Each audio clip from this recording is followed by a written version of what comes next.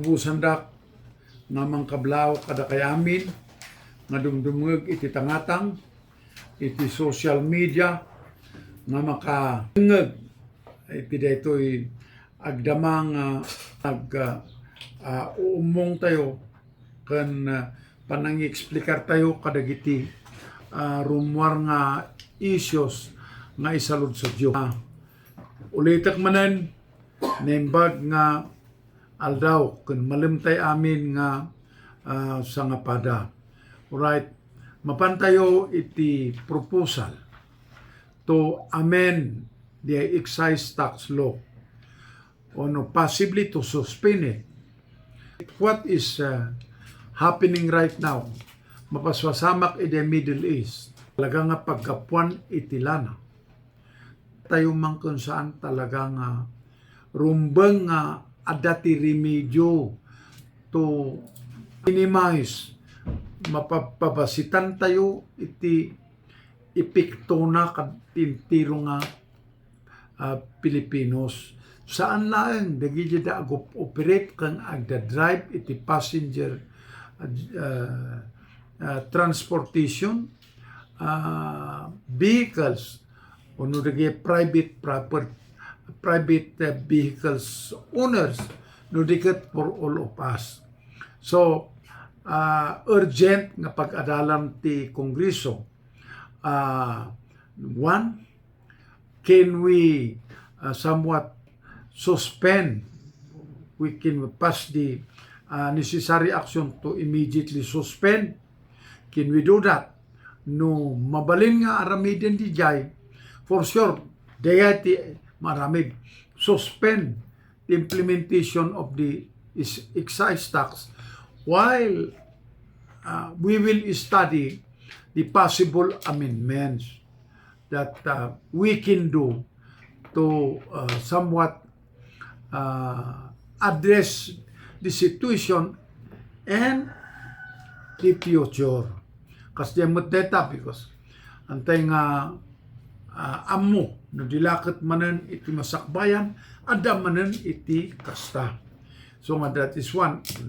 Second, nga possible nga ikastan ti gobyerno kita endan no di talaga nga some fund kundi discretionary fund wano di nagapo iti income ti pagkor PCSO if that can be availed of tama ited nga na subsidy kadagiti affected sectors. Tapno kuma basbasitan ti talagang ikaro ti Pilipinos. Ammo tayo met nga ti presyo itilana apiktara na alos amin magatgatangan tayo. So nga it is a multiplier of the prices of commodities. So talaga nga importante nga pagpapatangan dayta. Kat naamuan tayo met, we heard it that daytoy umay nga Martis possibly ti krudo ada 15 pesos nga maituon nga presyo na. Iti gasolin ay agan ana nga 10 pesos per liter 15 pesos per liter ti krudo. Ay agasam nga di nga maituon. Pa ije kerosene disimot lang. Maapektaran namin.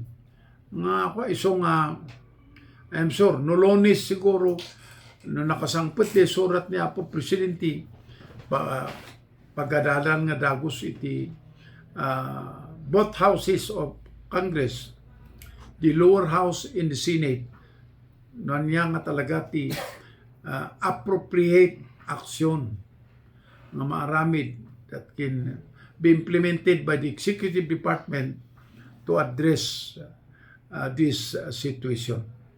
Proposal yo about DJ panakairaman the oil iti price up. When agpaiso, hopefully talagang ipapartak ko mati deliberation na di jay kumitin tamapan de plenary. Talagang ijay gamin price control law. Umuna, fuel is not one of those within the coverage of the price control law. Iso ti rason ti DTI. Ta DTI, ti adaan principal function to monitor dito'y exorbitant or unreasonable prices of commodities. Kat naghearing kami initially the North Quadrangle Development Committee nga naimbitar ti DTI. Unak ti DTI. Manuaya ti talking of Baguio City in the neighboring areas. Mano ti plate ti per liter iti crudo kan gasolina from San Fernando to Baguio.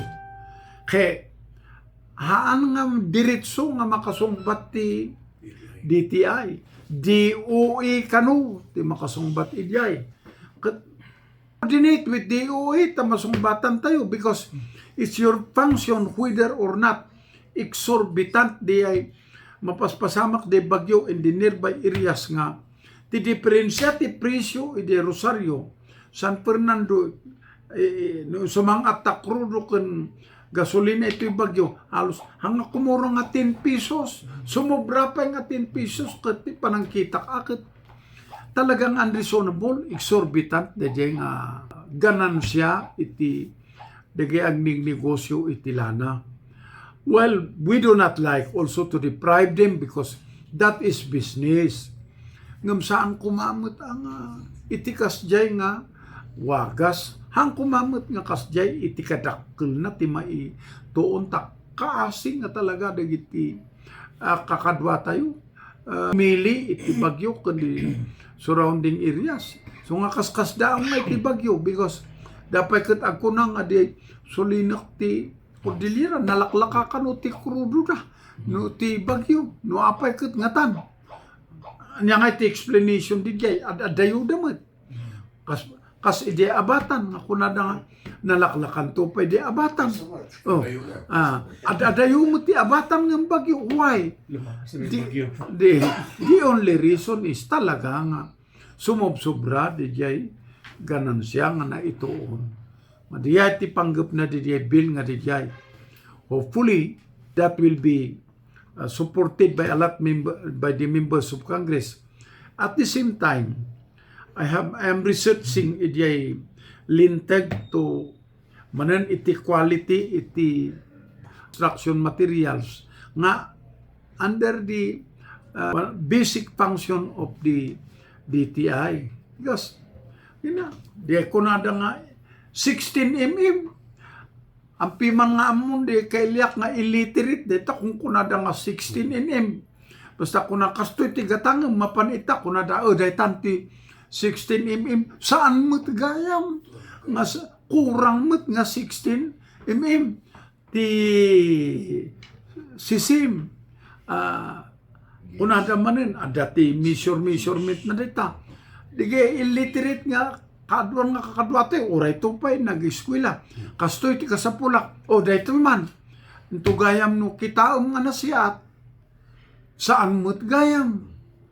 Yakit, the point nga masapong nga ma-improve di jay, okay, cancellation ti lisensya di jay agman manufacture. Ngam naglaka nga,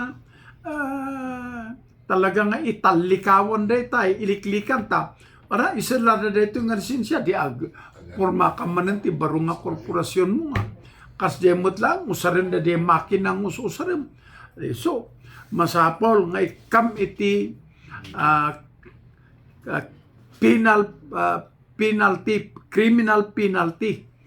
Tadaytakit panangkitak akit economic sabotage data. No ako ma madidigrade gi mga aramid iti kasjay. May nayon ko sir, presyoan ti diesel.